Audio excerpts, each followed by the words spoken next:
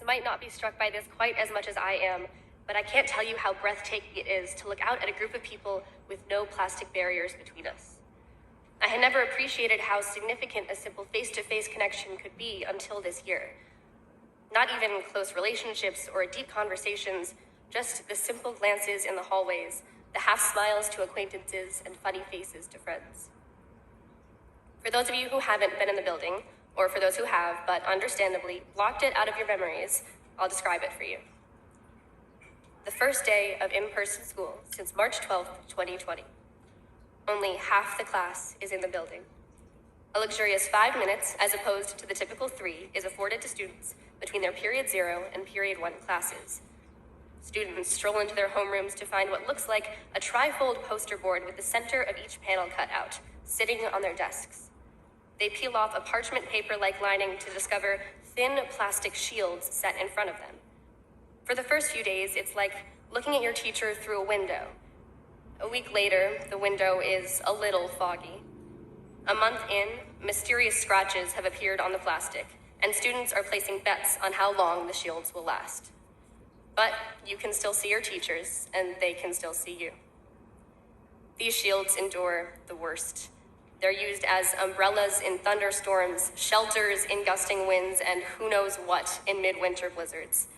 Everyone is secretly hoping that theirs will accidentally be destroyed, and maybe they won't have to carry it to school anymore. But they persist.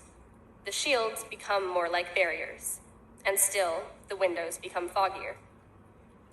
Now, nearly 8 months later, they are abandoned on a Friday afternoon for the last time.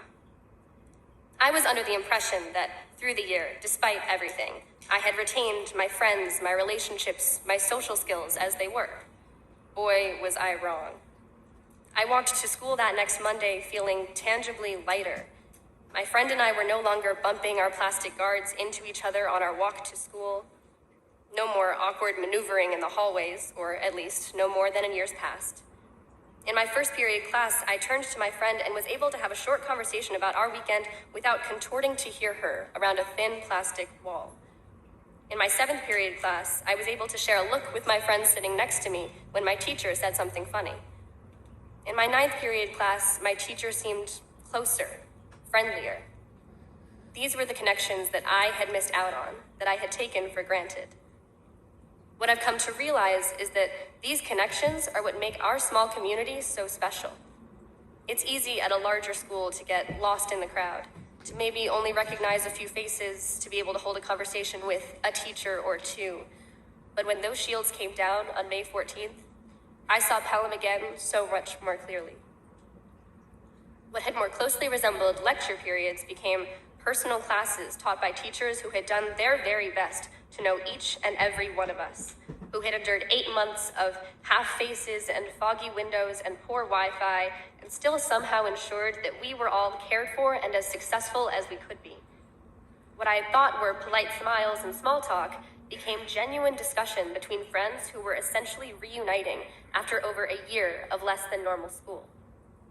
I saw the breeze blowing through classroom windows as a friendly refresher rather than a destructive gust trying to take down my desk guard.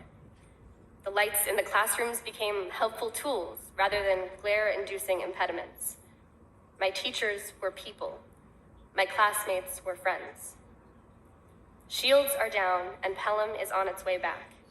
It's sad to know that we'll be missing its full reconnection, but I am more grateful than ever for the connections that I was able to make and remember in my time here. Congratulations, class of 2021. I hope we can stay connected in the years to come.